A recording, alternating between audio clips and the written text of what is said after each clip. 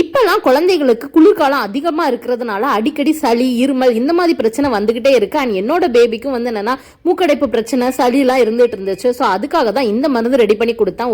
எப்படி பண்ண அப்படின்னா 2 டீஸ்பூன் நெய்யை தாளிப்புல வந்து எடுத்து சூடு பண்ணிட்டு அதோட 2 கிராம்பை போட்டுட்டு லைட்டா நெய் சூடானதுக்கு அப்புறம் அடுப்பை அமர்த்திட்டாங்க. ஸோ நல்லா ஆறுனதுக்கு அப்புறம் ஓரளவு வாமா இருக்கிற ஸ்டேஜ்ல வந்து என்னன்னா குழந்தைக்கு கொடுத்தேன்.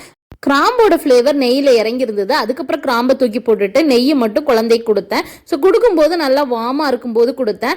அண்ட் இந்த மருந்து வந்து என்னன்னா உடனே ரிலீஃப் ஆச்சு. பட் வந்து அடுத்த நாளே மறுபடியும் சளி இருக்கதான் செஞ்சுச்சு. எனிவே குழந்தை தூங்குறதுக்கு இது ரொம்ப சப்போர்ட்டா தான் இருந்தது. இந்த வீடியோ உங்களுக்கு யூஸ்ஃபுல்லா இருந்ததுன்னா வீடியோக்கு ஒரு லைக் கொடுங்க, சேனலை சப்ஸ்கிரைப் பண்ணி வச்சுக்கோங்க. தேங்க்யூ ஆல் ஃபார் வாட்சிங்.